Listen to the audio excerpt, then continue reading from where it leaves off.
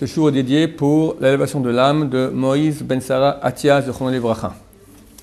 La question de Jonathan, c'est suite et peut-être fin, on verra bien.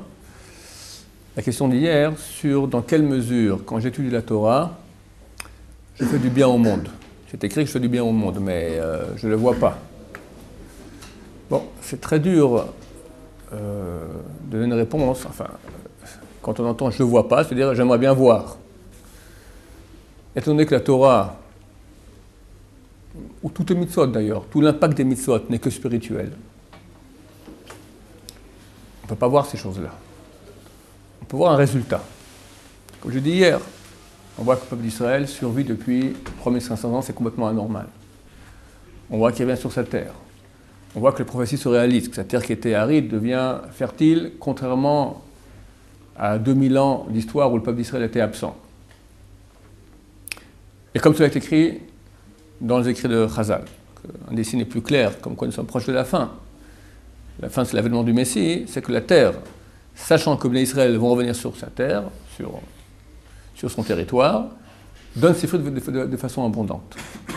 Donc on vit des prophéties qui ont été écrites il y a longtemps, et la seule explication qui peut légitimer que ces prophéties se réalisent à ce peuple, c'est que ce peuple a une mission qui n'est certainement pas d'avoir des prix Nobel, en passant qu'il en a, d'accord, d'avoir des grands musiciens qu'en passant il en a, des grands physiciens qu'aussi en passant il en a, mais ce n'est pas le but.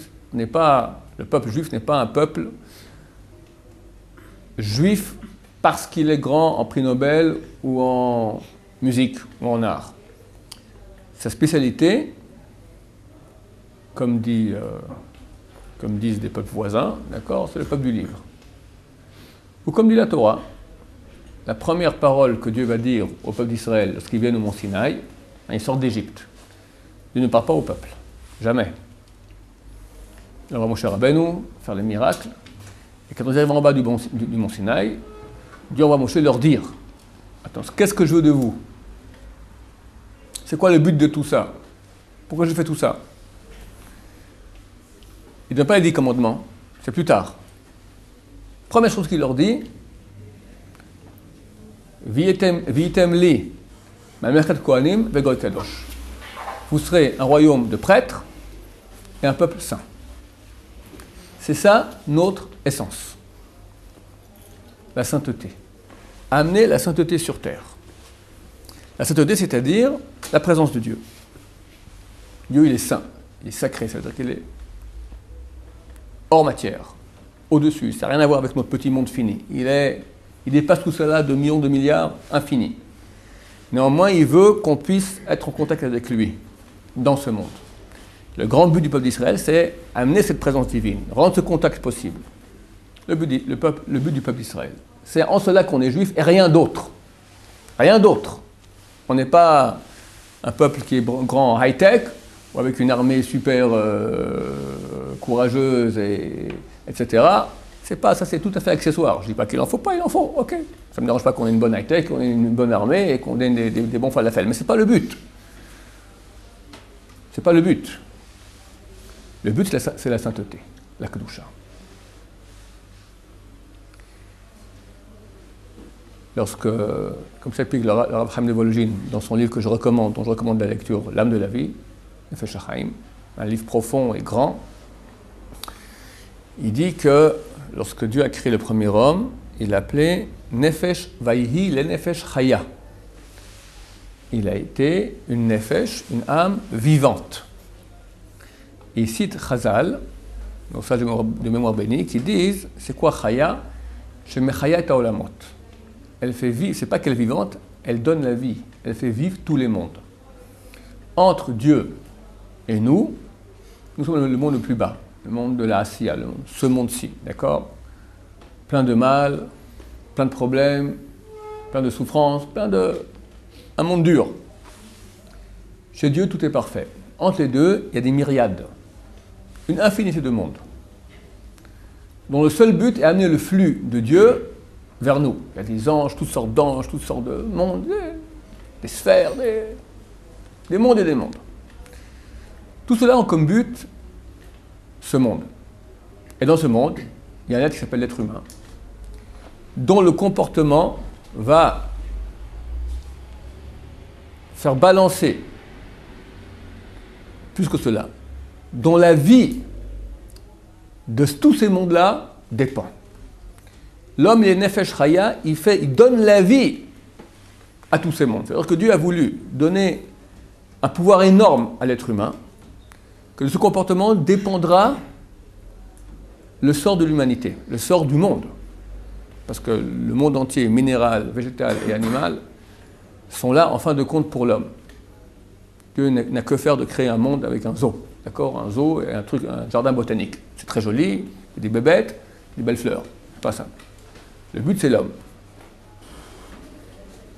L'homme, il est Nefesh Chaya. De lui dépend le destin du monde physique, minéral, végétal, animal, humain, et tous les mondes, les myriades de mondes spirituels. Comment? Dieu veut envoyer un flux de bonté, de vie, qu'on appelle sainteté, d'accord? Un flux de vie. Ça veut dire, traduit dans nos mots ici, l'incidence que sera sur un grand flux, pas de maladie,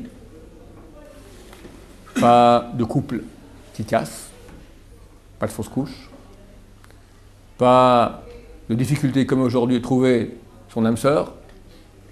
C'est une vraie malédiction qui touche énormément de gens. Pas de déprime, pas de pauvreté. Tout va bien dans le meilleur des mondes. Ça dépend du flux de Dieu. Dieu peut faire que ça soit ici le paradis sur terre. Il n'a aucun problème, comme ça. Les règles du jeu sont que non. Je vais maintenant créer un être qui va mériter d'amener le bien au monde entier. Et s'il réussit, il a tout gagné. Et ce mérite potentiel vaut la peine d'être donné, bien qu'il y ait un grand risque, il va aussi se planter complètement, comme il l'a fait d'ailleurs. Le premier homme a reçu une mitzvah, pas une seule, pas manger du fruit de l'arbre de la connaissance du bien et du mal. Il a été créé, le début de sa création a commencé à la première heure, c'est marqué dans Sanhedrin 38, c'est marqué qu'est-ce qui s'est passé, les différentes étapes de la création du premier homme le vendredi. Première heure, Dieu a pris l'argile nécessaire à sa création. Deuxième, il a fait le tronc. Troisième, il a étendu les membres. Quatrième, il a donné la vie. Cinquième, il s'est levé. Sixième, il a donné les noms aux animaux, etc. Dès le moment où il donne les noms aux animaux, c'est qu'il est intelligent. Donc on est 6e heure du jour, ça veut dire midi. Fin de 6e heure, midi, un peu avant 11 heures. 11 heures. Il devait tenir le coup, ne pas faire cette bêtise de manger de ce fruit, tenir jusqu'à Shabbat. 7 heures de temps. 7 heures, il avait à tenir. Il n'a pas tenu. Et le patatras des patatras. Tout s'est écroulé. Catastrophe. Dieu savait. Les commentateurs disent que la ta'ava, l'envie de manger ce fruit, était tellement grande, c'était presque impossible autrement. Dieu savait. Et Dieu fait ça et laisse faire. Qu'est-ce qu'il veut? Il voulait 6000 ans de patatras, Dieu? Oui. Pourquoi? Parce que ce que tu peux gagner en agissant bien, en réparant ce patatras, en étant l'agent duquel dépend tout le flux des mondes, tu deviens presque égal à Dieu. Tu es égal à Dieu, celui dont tout le flux dépend. Il est presque égal à Dieu. Je vous ai raconté souvent que dans Gemara dans Baba Batra, c'est marqué page 75b, qu'à la fin des temps, les tzadikim seront appelés au nom de Dieu. Un tzadik. Tzadik vient du mot tzad. Tzad vient du côté. J'ai toujours deux options, bon côté, mauvais côté. Il prend toujours le bon. Il devient tzadik. Ça implique aussi la connotation d'effort. La lettre tzadik, toujours, elle implique l'effort, la pression. Parce que pour toujours faire le bien, il faut être en pression contre le mal. Le mal, il appelle, il est super tentant. Donc il faut faire pression pour ne pas tomber dans le panneau avec lui. Donc le type qui est tzaddik, à la fin, c'est marqué à la fin des temps, on l'appellera au nom de Dieu, parce que quelque part, il est associé à Dieu. Associé, il est uni à Dieu. Dieu lui donne une force divine. De lui dépend la vie de tous les mondes. À un point tel, je vais aussi raconter cela souvent, tous les matins, la première prière que nous faisons, c'est Model Nefanecha Mecha Bekam Sharzar Tabi Nishmati Bechemla Rabba Emunatecha. Ça finit par les mots Rabba Emunatecha. Grande est ta foi. On dit à Dieu, grande est ta foi. Comme on aurait dû dire, je veux dire, non, grande est ma foi. J'ai une grande foi en toi, Dieu, je suis un grand ma'amin. Anima amin, il y a 13 articles de foi. J'ai foi en toi, Shema Israël, Hashem Yekodon Hashem Echad, j'ai foi en toi. On se lève le matin, j'ai foi en toi. Non, Dieu dit, j'ai foi en toi. J'ai foi en moi. Mais qui je suis, moi? J'ai foi en toi. De toi dépendent tous les mondes. Il y a des anges. Il y a des Chayot HaKodesh, c'est plus haut que les gens, c'est les niveaux les plus hauts des créatures célestes qui louent Dieu. Dans Yechezkel, au début, Yechezkel a une vision prophétique et il voit. Et il dit que ces gens ont six ailes. 6 ailes. L'être humain, par ses actions mauvaises, a le pouvoir d'aller couper les ailes des anges. Il peut presque toucher Dieu. Dieu lui-même, on ne peut pas le toucher. Mais arriver à un niveau de destruction, dans la réalité, phénoménal. Donc un homme peut aller et détruire tout. Grâce à quoi? Grâce à la Nefesh Chaya, l'âme vivante que Dieu lui donne, de laquelle dépend la vie de tous les mondes. Et tous les matins, ce type-là, c'est une ordure. C'est un casseur de monde. Il fait tout le contraire de ce qu'il faut faire. Et tous les matins, Dieu lui rend son âme, disant, j'ai foi en toi, qu'aujourd'hui tu ne vas pas détruire. Tu lèves le matin, le type il prend sa tronçonneuse, il commence de nouveau à scier les ailes des anges. Tu dis, c'est pas possible celui-là, ça va, réveille-toi. Et il casse tout. Bon, Dieu l'aime. Dieu aime. Et il faut comprendre que Dieu aime son monde, aime l'humanité terriblement. Donc il va l'aider. Comment il va l'aider? Il va la réveiller. Il fait des tartes. D'abord il fait des signes, il prend l'indicateur, un coup, un machin, un truc. Ah, ça me saoule. Bon, après ça commence lentement, on le bouscule. Puis après quand il y a besoin, il y a les redressements fiscal.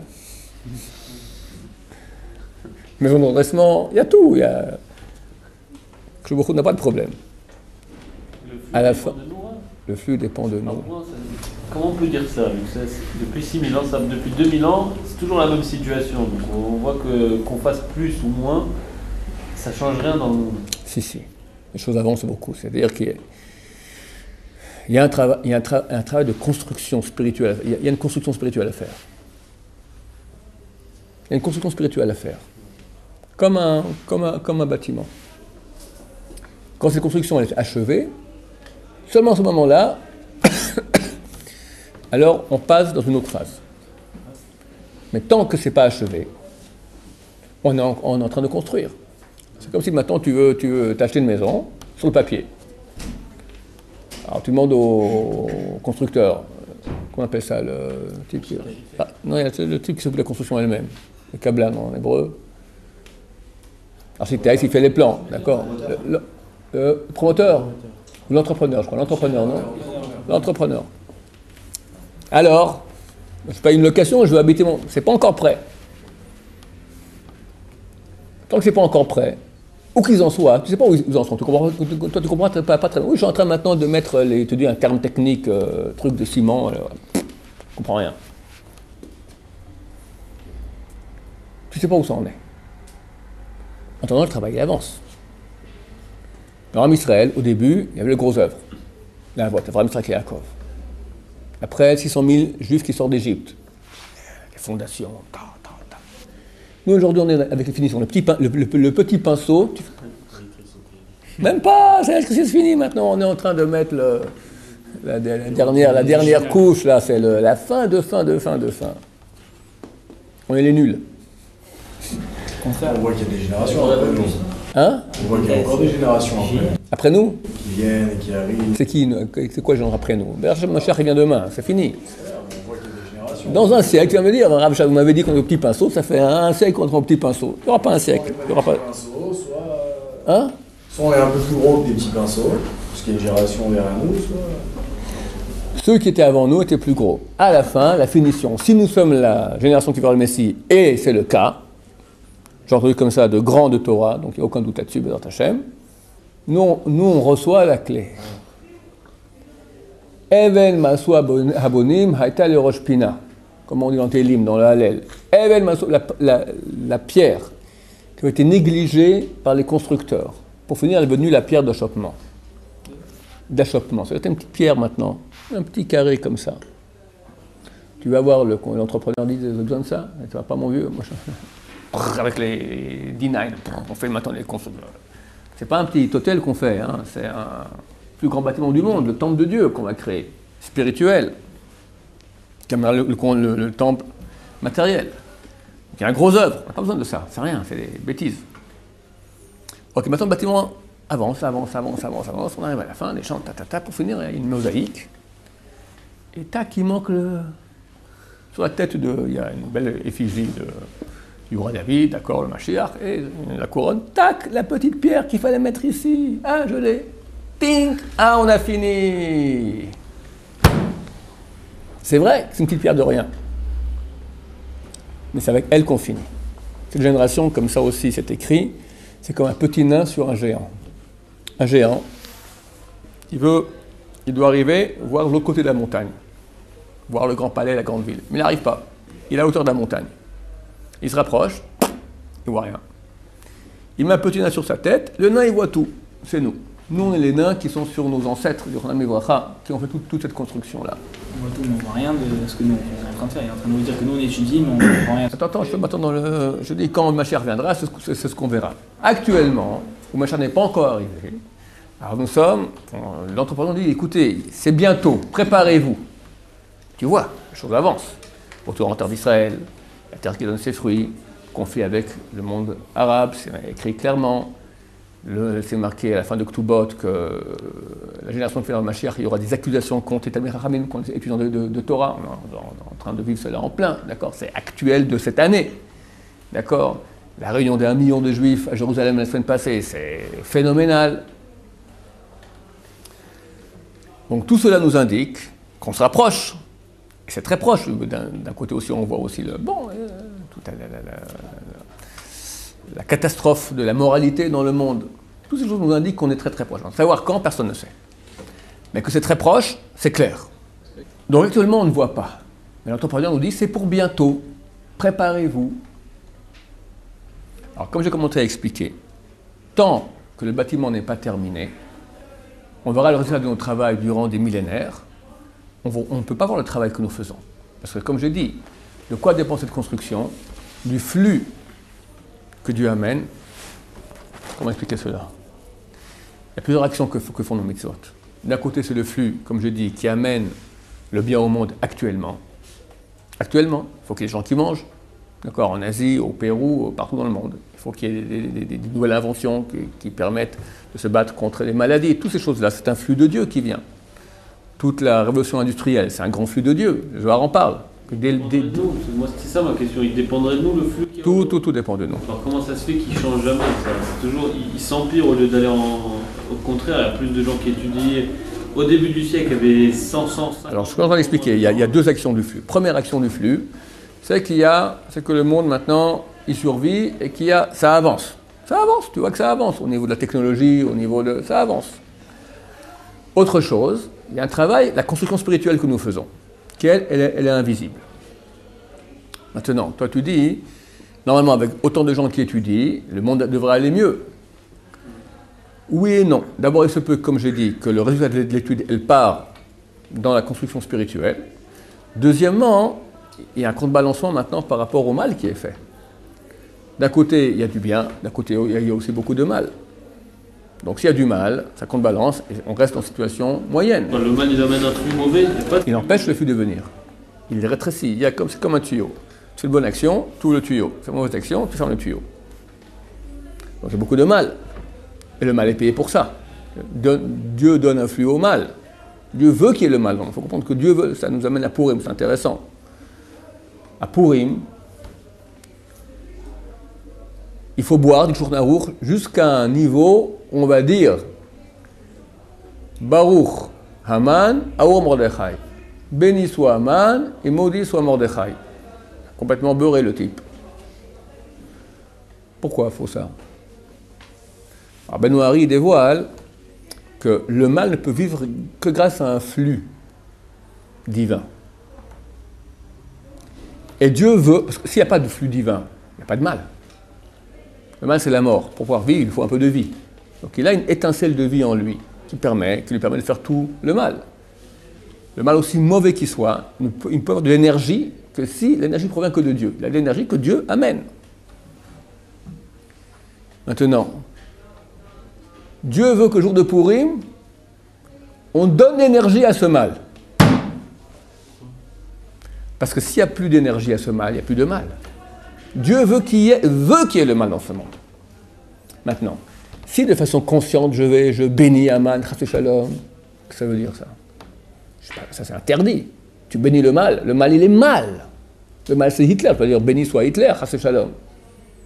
En aucun cas on peut faire ça. En aucun cas. Mais quand tu es complètement sous, tu es hors conscience. À ce moment-là, cette parole que tu dis, qui n'a pas de poids, parce que tu n'as aucune conscience dans ce que tu dis, vu qu'elle est hors conscience, ça oui. Ça, c'est le petit flux que Dieu veut qu'il y ait quand même. Allez dire, on veut qu'il y ait un flux au mal, on ne peut pas dire une chose pareille. Au contraire, on veut que le mal soit complètement détruit, on le maudit tous les jours. Arur Aman. Phila Megillah, on répète 3 fois. Arur Aman, Arur Azeresh, d'accord? Mais quand on est complètement inconscient, on veut quand même qu'il y ait une toute petite étincelle de flux qui arrive au mal parce que Dieu est intéressé qu'il y ait le mal dans le monde. Pourquoi? Pour nous donner le libre arbitre, pour qu'on puisse être associé à Dieu dans la construction de ce monde, dans les épreuves qu'on a entre le mal et le bien, dans le libre choix. Le libre choix, c'est ce qui nous permet d'être. S'il n'y a pas de libre choix, il n'y a pas d'être. Hein?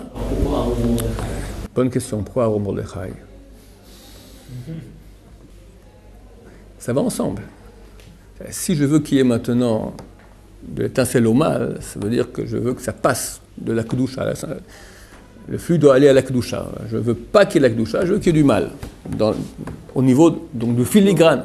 Vous donnez un flux au mal, quand vous avez dit, c'est que des données. J'ai compris la question. Ça marche ensemble. Je te réponds, ça marche ensemble. Si je veux qu'il y ait un flux tout petit au mal, ce flux, forcément, il doit venir à la Kedusha, normalement. Je veux qu'il passe de la Kedusha à la Touma, de la sainteté à l'impureté. Donc je dois dire, pas là, mais là. Arur Mordechai, Baruch Haman. Mais attention, hein, Chas Shalom de dire ça en vrai. Chas Shalom, c'est interdit. Il faut être sous et arriver à ce point-là. Je ne sais pas si ça existe. On fera un cours sur Purim de toute façon. J'en essaie d'arriver à ce niveau-là, mais d'habitude, ils font beaucoup de avérots. Ils vomissent sur les gens. Enfin, il ne vaut pas faire cette... Voilà, c'est normal. Pardon? La mitzvah de se saouler, c'est pour arriver à ça. Et si on peut passer un premier? Je ne sais pas si la mitzvah de se saouler, c'est pour ça. C'est qu'il faut arriver à ce niveau-là. Rabbi Noari dit, il y a cette parole de Chazal, c'est pas simplement que tu arrives au niveau. Il y a un secret là-dedans aussi. Voilà. Et en voulant arriver à ce côté mal, on peut en arriver à faire du mal. Ce que je dis, c'est que tu es inconscient. Si c'est conscient, c'est très très très mauvais. Nous, on doit se battre contre le mal. Se battre de toutes nos forces contre le mal. Quand on est inconscient, alors un petit truc qu'on a dit comme ça par inadvertance, d'accord? C'est exactement ça, inadvertance, sans conscience, c'est rien, ça n'a aucune valeur. Ça n'a aucune valeur. Si ce n'est un millimètre de milligramme tout petit, ce que Dieu veut que le mal ait pour pouvoir faire tout le mal qu'il fait.